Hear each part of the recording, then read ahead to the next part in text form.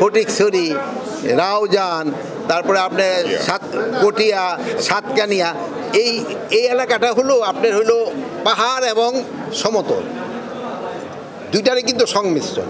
আর চিটাগাং ডিভিশনের হলো আরেকটা হলো এই ডিভিশনের মধ্যে পড়তে সব পাহাড়, সমতল ভূমি এবং সবুজ বনাঞ্চল রয়ে এখানে। এখানে সমস্যা অন্যান্য এলাকার থেকে একটু ডিফারেন্ট। এই জায়গার সমস্যা নেই। আমরা এই ব্যাপারে আলাপ করছি যে রাউজানের যে ভাই যেটা বললেন ইনি সত্যি কথা বলছেন, যেটা কীভাবে করে নিয়ে আসে, যেখানে এখান থেকে অনেক সময় সন্ত্রাসীরা অপকর্ম করে ওই পাহাড়ের দিকে চলে যায়। এখন পাহাড় ওই তুলনা করতে গেলে পাহাড় পুরাটা শান্ত।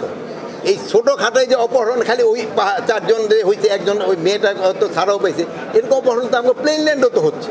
খালি ওই পাহাড়ের কেন দোষ দেন? পাহাড় আগের থেকে অনেক ভালো অবস্থা আছে, অনেক শান্ত আছে, সীমান্ত পুরাভাবে রক্ষিত আছে। আর আপনারা এইভাবে আপনাদের সাহায্য এবং সহযোগিতা করে যাবেন। আরাকান ওই বর্ডারটা একটু ডিফিকাল্ট বর্ডার। আপনারা জানেন দেশটা ক্লিয়ার, এখনও মিয়ানমারে আমরা তো মিয়ানমারের সাথে যোগাযোগ রাখি, কিন্তু বর্ডারটা কে দখল করে আসছে? আরাকান আর্মি পুরাটা। এখন দেখবেন মিয়ানমার থেকে কোনো কিছু ইম্পোর্ট করতে হলে বা এক্সপোর্ট করতে হলে মিয়ানমার সরকারেরও ট্যাক্স দিতে হয়, আবার আরাকান আর্মিতে যারা আছে তারও পয়সা নিচ্ছে। এই কিন্তু একটা সমস্যা তো আছে, এটা তো আপনাদের বুঝতে হবে। বাট এটা সমস্যাটা সমাধান করার জন্য চেষ্টা করা হয়।